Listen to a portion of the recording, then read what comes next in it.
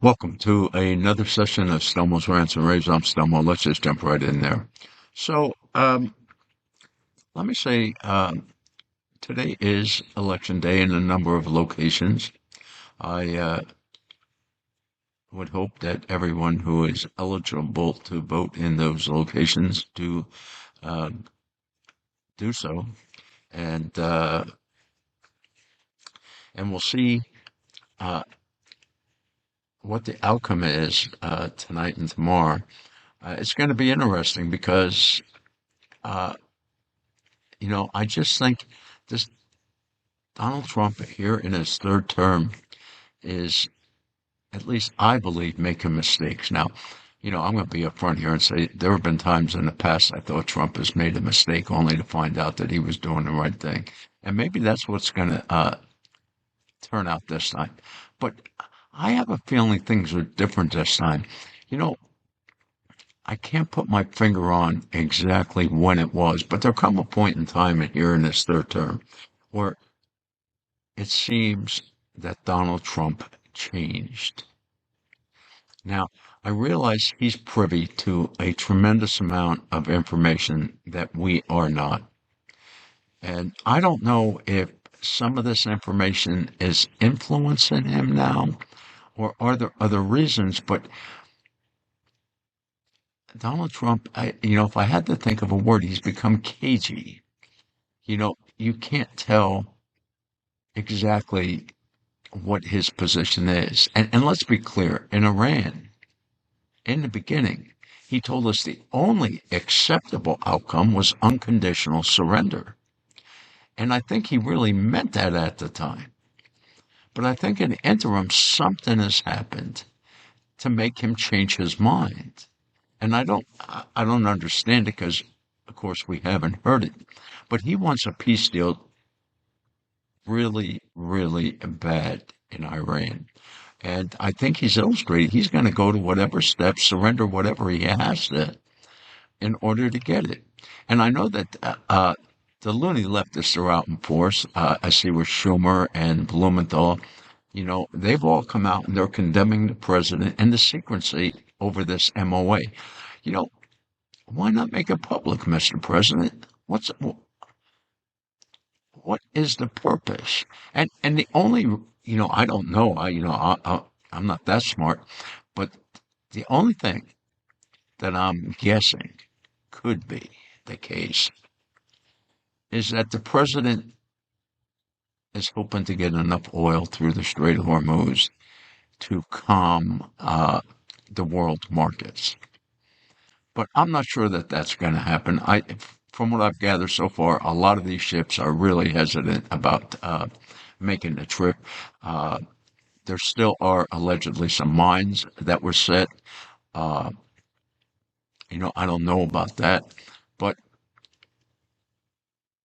Donald Trump, I mean, we taught them such a lesson in this bombing campaign, which did a tremendous amount of damage, and I believe that the government of that country uh, is in dire shape.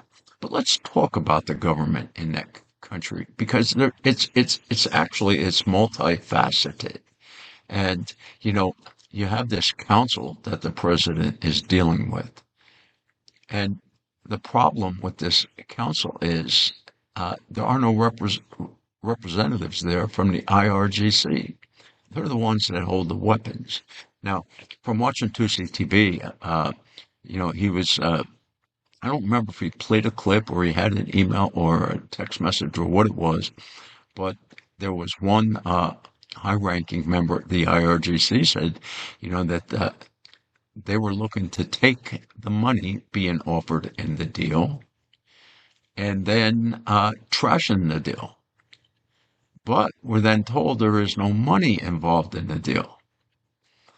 And, I listened to J.D. Vance, and he was talking about all of the wild rumors out there. Well, you may not be the one spewing the rumors, but you are the ultimate cause of the rumors. If you would just release the actual MOA, I understand it's only like 2 pages long, uh, And look how long it took them to come up with 2 pages, which in essence all they're agreeing is they're going to take another 60 days to negotiate. And so far they've been clear they're not giving up their nuclear ambitions. And but the problem is the president.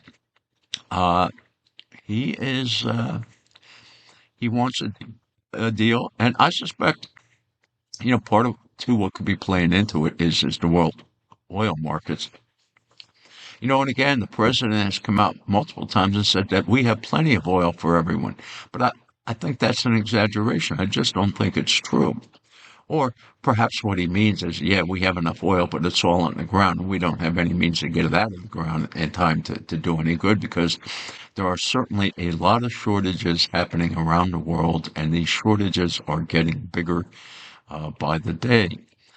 And that's why it always has seemed to me that the best way moving forward is get this ended, totally defeat the IRGC, arm the Iranian people, let the Shah return for an interim government that's going to schedule uh, elections to determine what form of government that the people of Iran want moving forward. And this is, I mean, if that were to happen, it would cement the president's legacy. But now I think there's so much damage done by this ceasefire or whatever you want to call it. All you're doing, and it was never a ceasefire. I hate that. You know, the left is so famous for trying to change our vocabulary. And now we have the same thing happening on the right.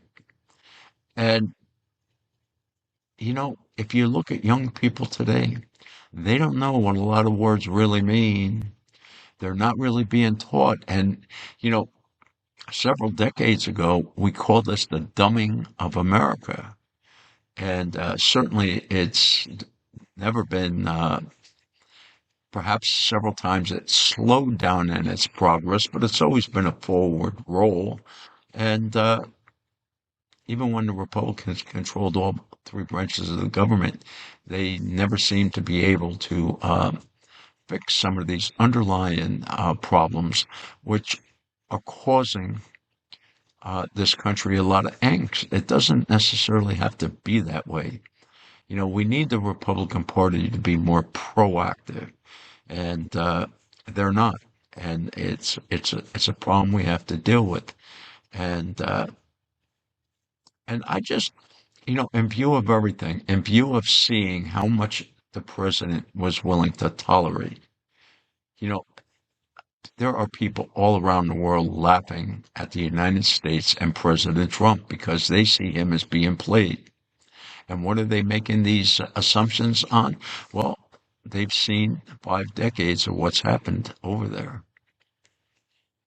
And everything that's happening now is, it's almost like it's the exact same playbook from all these past decades since the IRGC has been ruling that country with an iron fist. And last night, yes, yet again, I saw a video of a gathering there in Tehran. It was the IRGC, and they all have their weapons, so that's how you know that it is in fact the IRGC. And they're calling for the death to the people who signed this thing, and uh, they're claiming there can be no peace agreement with the United States. It's not possible. And so I think that the president's going to be disappointed at some point in time. And again, he's probably going to take to yelling at Netanyahu because, look, this country would never tolerate what we sometimes force Israel to tolerate. I remember when I was young, the 6 Days War, the Arab countries collectively decided to gang up on Israel and attack them. And the Israelis fought back and they whooped the Arabs' butts. And so the reason the war was so short is because within those 6 days, the Israeli military was on the verge of conquering all of these Arab countries' capitals. And so they were naturally crying and begging the United States to stop the war. And so once again, we get involved and we stop it. And the problem is when you have combatants like this that hate each other's guts, you have to let them fight until one is a decisive winner. And then the defeated ones are going to sue for peace, and they're going to act like they want everlasting peace. You know, uh, I spent 3 years in Germany with the United States Army, and I got to talk to a large number of German people. And these people definitely knew that they didn't want any more war, no more war. They knew that they were taught a lesson in World War II, and they don't want any repeat. But see, that's what happens when a war is fought to a logical conclusion. And of course, we did that.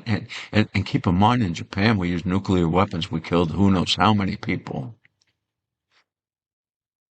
And Donald Trump, he keeps making these threats. Like, the only way you can interpret these threats is he's thinking of nuclear weapons. And I don't like that.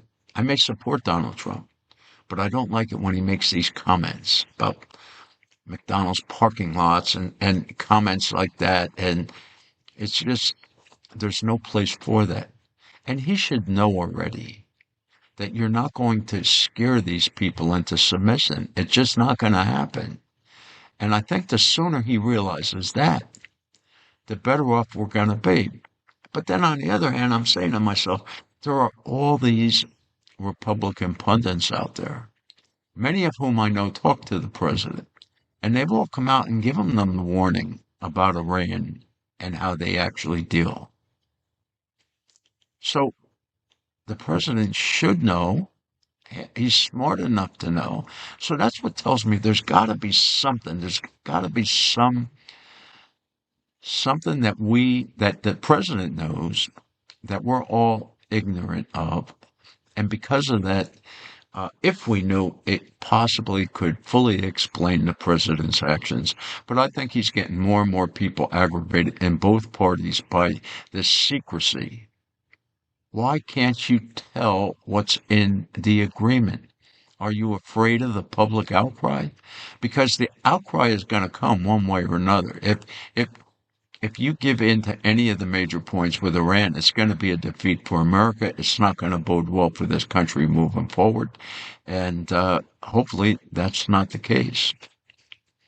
But anyway, we'll see how well it goes. I know I just, we need to get the Strait of Hormuz open and open permanently. We need to get all these Arab countries, their production uh, maxed out as much as possible. And uh, I don't know how soon or when that can happen. We're just going to have to wait and see. And with that, I wish you all a good day. Stay safe. It's a crazy world out there, and it gets crazier by the day. Bye bye.